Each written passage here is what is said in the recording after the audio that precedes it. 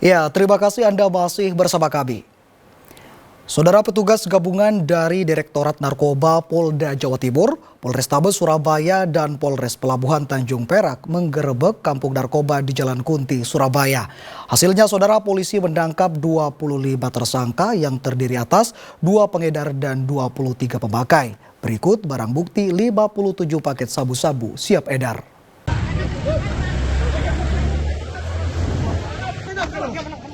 Penggerebekan kampung narkoba di kawasan Jalan Kunti, Surabaya dipimpin Direktur Narkoba Polda Jatim, Kombes Pol Robert Da Costa.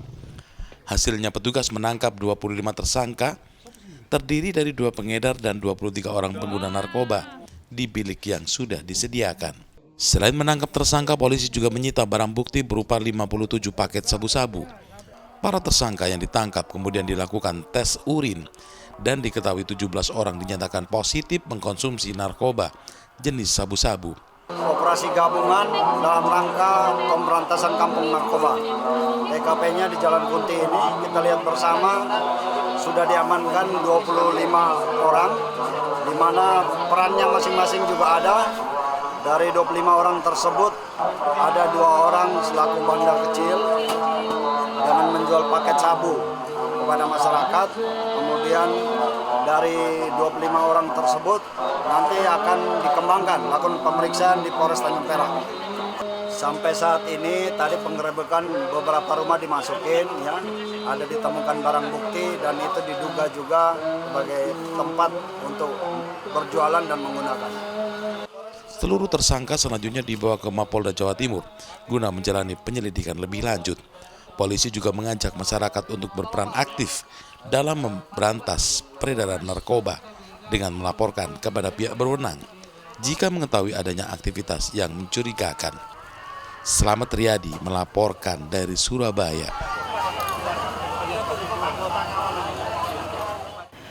Saudara Satgas Khusus Tindak Pidana Perdagangan Orang (TPPO) Polda Jawa Timur menangkap 41 tersangka kasus perdagangan orang di Jawa Timur.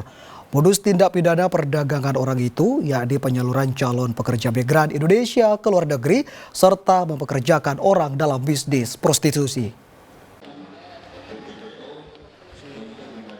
Pengungkapan kasus tindak pidana perdagangan orang di Jawa Timur ini berlangsung antara tanggal 29 Oktober 2024 hingga 22 November 2024. Hasilnya dari 28 laporan tindak pidana perdagangan orang, Satgas Khusus Tindak Pidana Perdagangan Orang Polda Jawa Timur membekuk 41 tersangka. Puluhan tersangka tersebut terlibat dalam perdagangan orang dengan modus penyaluran pekerja migran Indonesia (PMI) ke luar negeri, namun dipekerjakan tidak sesuai dengan perjanjian kerja, serta kasus memperkerjakan orang dalam bisnis prostitusi. Direktorat Reserse Kriminal Umum Polda Jatim, Komisaris Besar Polisi Farman menyatakan para penyalur PMI dalam aksinya menggunakan modus mendirikan balai latihan kerja abal-abal untuk menyalurkan pekerja migran menjadi asisten rumah tangga di luar negeri. Namun saat berada di negara tujuan, para pekerja migran justru dipekerjakan di perkebunan dan peternakan. Sementara dalam perkara prostitusi, para korban yang masih berusia di bawah umur dipekerjakan sebagai PSK yang ditawarkan melalui media sosial. Mengirimkan pekerja migran ke luar negeri. Juga ada modusnya secara perseorangan yang mengirimkan pekerja migran ke luar negeri.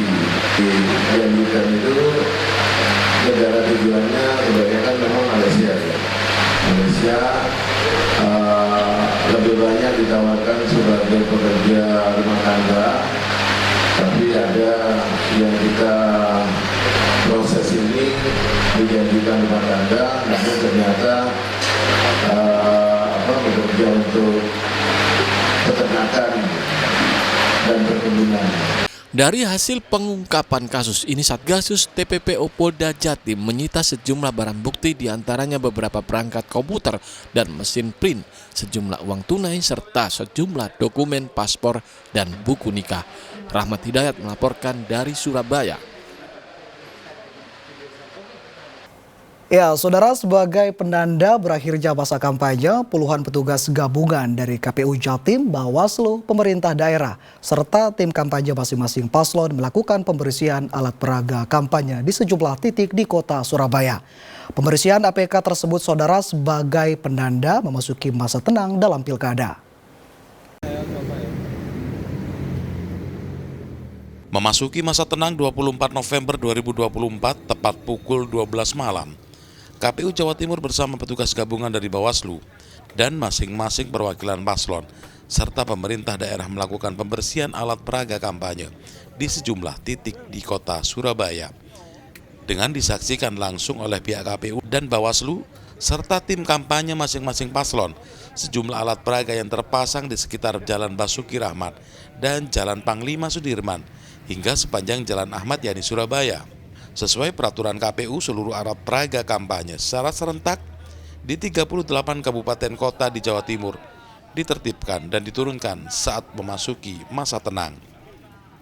2359 masa kampanye untuk Pilkada serentak tahun 2024 berakhir. Berikutnya 3 hari masa tenang sesuai dengan regulasi, kita harus membersihkan alat peraga kampanye.